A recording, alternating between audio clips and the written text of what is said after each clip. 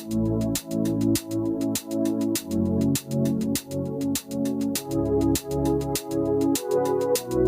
amigos y amigas, bienvenidos a la Casa Snorky. Ya sabéis, esta casa llena de maldad y vileza, pero como siempre friki. ¿Y para qué estoy por aquí?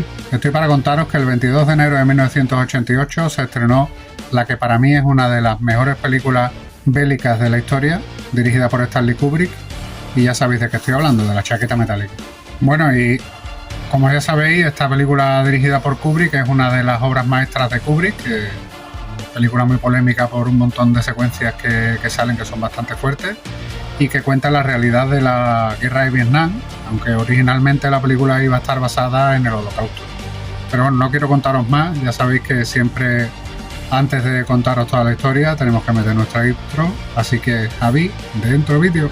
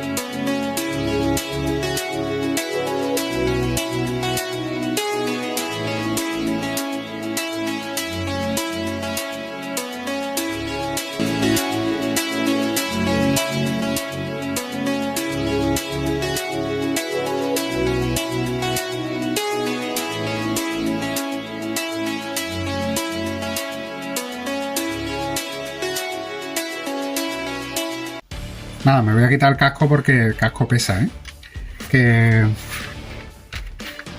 ya sabéis, vamos a hablar de La chaqueta metálica, de curiosidades del rodaje, de un poquito de la historia de la película.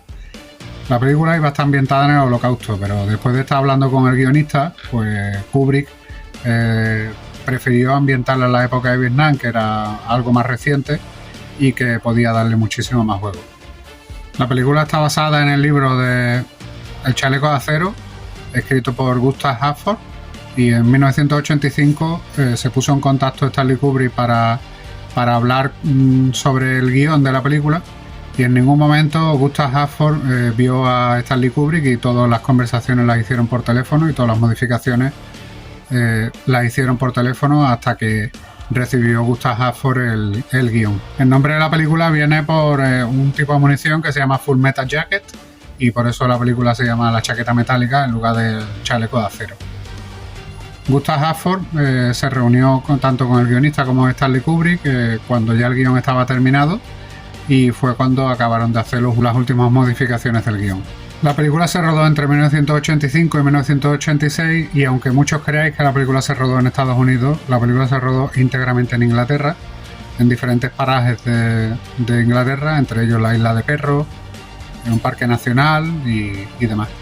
Y se rodó en dos bases militares británicas, una base militar aérea cerrada, y sobre todo la secuencia de la batalla se rodó en una antigua fábrica de gas que estaba a punto de demolerse, que era Brexton Gas Works, y Kubrick se enteró de que iban a demolerla, entonces llegó a un acuerdo para que no la demolieran del todo, y él junto con el director de arte pues estuvo con una bola de demolición, estuvieron demoliendo partes de esta fábrica de gas para que pareciera un Vietnam medio derruido. Otra curiosidad es que todo el material de guerra que veis en la película es material de guerra real. Por ejemplo, los tanques, Kubrick compró 4 M41 a un coronel retirado del ejército belga que los tenía en propiedad. Yo estas cosas que tiene la gente yo los flipo. Y los pintaron de verde, eran del ejército británico estos M41, y los pintaron de verde para que parecieran del ejército americano en la época de Vietnam y demás. Luego estuvieron comprando unos Westland Essex, que son unos helicópteros británicos, pero que son unos derivados de los Sikorsky que se usaron en la guerra de Vietnam americanos, y estos los pintaron de verde también para que parecieran que eran de los marines americanos. Las armas que se usaron también fueron armas reales. Consiguió lanzagranadas M79, ametralladoras M60 y consiguió también una selección de rifles de un de un distribuidor de armas autorizado. Y todas las armas que se usaron eran reales, con fuego real. Y de hecho uno de los, Matthew Modine, que es el protagonista, describió como que fue un infierno lo que era el rodaje de la secuencia final, porque el actor que hace de Emery, el actor que hace del sargento, les estuvo gritando durante 10 horas al día para que pareciera que era real el entrenamiento de marines. Y no solo eso, sino porque en la antigua fábrica había asbesto en el suelo y había componentes tóxicos, y estar allí durante 10-12 horas al día sufriendo, pues estuvieron pasándolo bastante mal. La secuencia del río, aunque parezca que es Vietnam, que es el Mekong, pues no se rodó en Vietnam, se rodó a lo largo del río Támesis, en las marismas de Kent, y se importaron más de 200 palmeras desde España, y además se importaron desde Hong Kong un montón de plantas de plástico para ambientar lo que eran las marismas del río Mekong. Y el resto del rodaje se hizo en Pinewood Studio, que los conocéis porque allí se ha rodado prácticamente todo lo que se ha hecho en Inglaterra. Es uno de los estudios más prolíficos de Inglaterra, y ahí se rodaron secuencias interiores y demás, pero todo íntegramente se rodó en Inglaterra. Otra de las curiosidades es una escena eliminada que no se ha llegado a ver. Esa escena, por lo visto, era bastante macabra, y la escena eran los soldados que estaban jugando con una cabeza de un vietnamita a modo de balón de fútbol, y se eliminó porque era demasiado macabro y demasiado fuerte. Para los diferentes papeles de la película se recibieron más de 6.000 vídeos de gente que quería participar en la película. Pero, por ejemplo, para el personaje, uno de los personajes más icónicos de esta película, que es el sargento Hartman, Riley Ermey, que es el actor que lo protagoniza, le costó trabajo conseguirlo. Tanto que mandó un vídeo, no le aceptaron el vídeo, le decían que no valía para el papel, y él quería hacerse con el papel porque decía que el papel era suyo, porque él podía interpretarlo perfectamente. Tras hablar con Kubrick directamente, este le dijo que no le daba el papel. Entonces se puso a chillarle a Kubrick que se pusiera de pie cuando hablara con él, empezó a hablarle en plan militar, y a un grupo de marines de la Royal Marines que estaban allí para interpretar papeles secundarios y de fondo y demás, se dirigió a ellos como si fuera un sargento militar y empezó a insultarles, a decirle absolutamente de todo, y automáticamente Kubrick se levantó y le dijo: el papel es tuyo, porque mejor interpretación no he visto yo en mi vida.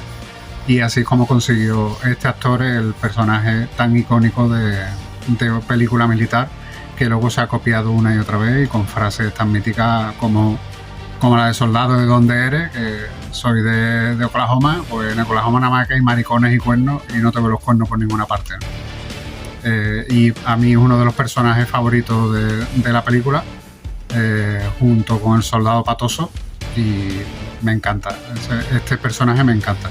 Bueno, otra curiosidad de la película es, como ya sabéis, un rodaje se alarga en el tiempo, pero en este caso, si es una película de Stanley Kubrick, pues se alarga muchísimo más. Es muy perfeccionista, le gusta hacer las cosas a su manera, y a su manera es la mejor manera de hacerlas. Entonces el rodaje tanto se alargó que Matthew Modine, el actor que interpreta a Buffon, pues le dio tiempo en todo el rodaje de la película a casarse, a encargar un hijo y a que su mujer lo diera a luz. O sea, imaginarse, yo creo que ya hasta el bautizo y la comunión del niño lo hizo durante el rodaje. Imaginarse lo que duró el rodaje de esta película.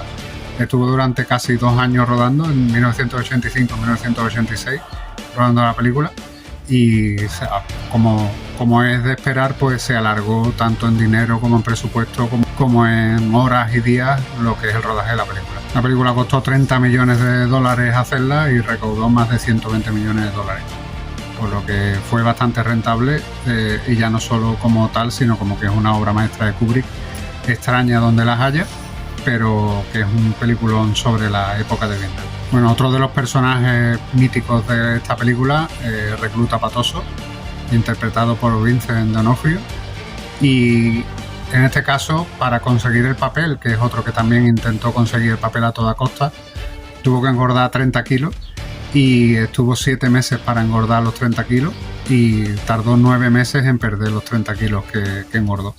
Pero el papel fue suyo, para mí es otro de los iconos del cine. Todo el mundo recuerda este personaje que empieza como tonto y torpe y acaba como un auténtico loco y desquiciado, que es lo que trata de conseguir esta película, ¿no? De ponerte la realidad de lo que es la guerra y de lo que sufren los soldados, tanto en la guerra como en la instrucción y demás, ¿no? Y si ya vienen un poquito tocados de casa, pues peor. Bueno, sabéis que Kubrick, aparte de ser un perfeccionista, es un amante del cine y uno de los mayores realizadores de la historia del cine. Y en este caso, para todas las escenas del barracón, pues mandó a hacer una lente especial, un objetivo especial, para que todos los actores aparecieran por igual, que no apareciera uno más que otro y que fueran. El único que destacara en este caso pues era el sargento Hartman, y fue tan real el retrato de estos soldados que lo consiguió con esta lente, una lente especial en la que todos los soldados aparecían en el mismo término, en el mismo plano y con la misma profundidad. Bueno, otra curiosidad de la película es que el Buffon, el protagonista, que es el periodista militar, fotógrafo que aparece en la peli, que es uno de los protagonistas, pues lleva una camiseta que pone J.T. Davis. Pues no es un nombre elegido al azar. El nombre que Buffon tiene es el nombre de la primera baja de los Estados Unidos en Vietnam. Entonces, un homenaje en este caso del director a esta primera baja de los soldados americanos en Vietnam.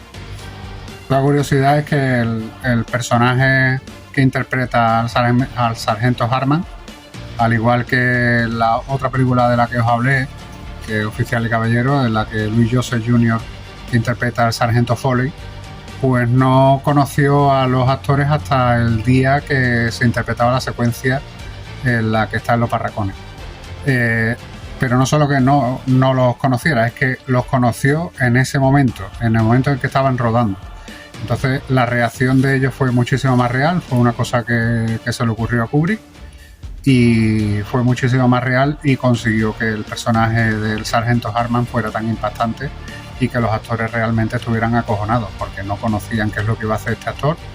Habían leído el guión, sabía de esto, pero no sabían absolutamente nada. Y al igual que el personaje del sargento Foley, pues no interactuó con los actores durante todo el rodaje hasta que no acabó el rodaje, para que no hubiera ningún gesto amigable ni nada por el estilo, ni se le escapara absolutamente. Bueno, sabéis que en todas las películas hay un casting.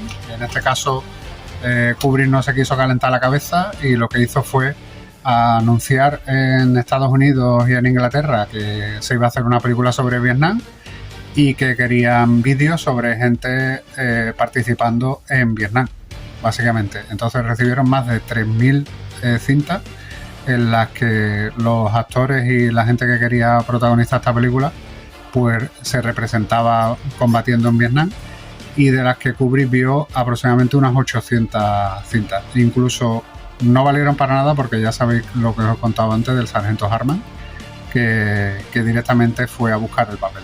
Bueno, otra curiosidad es que el actor que interpretaba a Iceberg, Brian Harrywood, no iba a ser ese. Denzel Washington estuvo peleando para intentar conseguir ese personaje, pero no lo consiguió, y es una de las frustraciones que tiene este actor de no haber podido interpretar a Iceberg en la película.